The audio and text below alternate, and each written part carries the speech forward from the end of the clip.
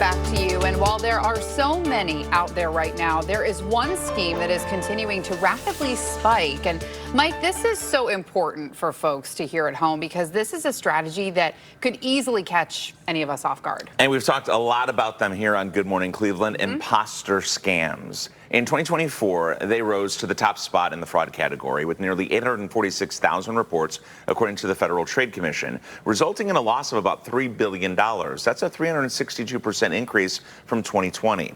This morning, I'm bringing you the story of two Northeast Ohio women bonded by trauma who faced a new crisis together, one that left them vulnerable and taken advantage of when they needed help the most.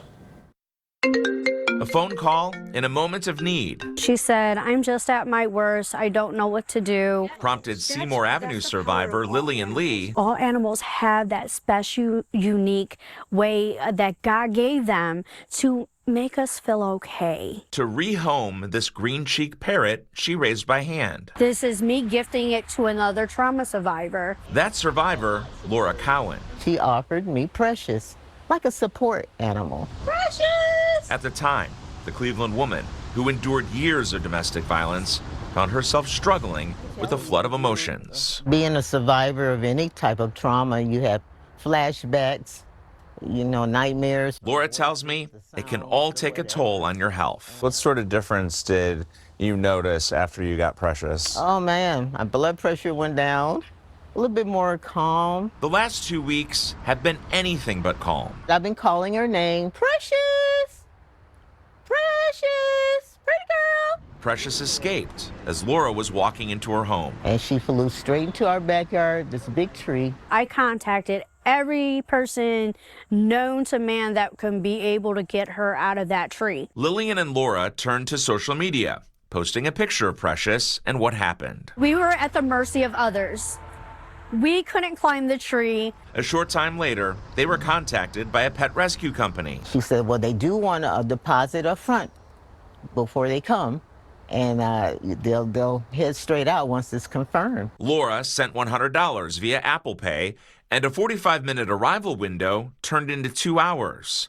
Then the company called, claiming the truck got a flat tire and they needed $110 for a replacement. And I said, no, we've been scammed. They were pretending then to be a legitimate business. Yeah, we looked at their page. The pictures were great. They had a whole team. Wow. This is awesome. The information Laura and Lillian found online was copied from a legit pet rescue company's site. I know in the moment you're emotional, right? And this is where we know that Yes. scammers will take advantage of That's you. right. And they offer, everything, the world to you, and you want to hear it. The delay dealing with the imposter company. All they need to tell you is one thing: send me money first. Don't.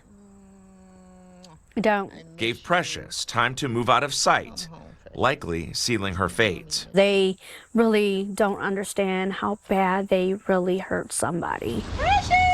As Laura waits to see if she can get any of her money back, Lillian is ready to help fill the void in her friend's heart. I will gift her, when it's time, another one, because I know she's a good person and I know she loved that bird.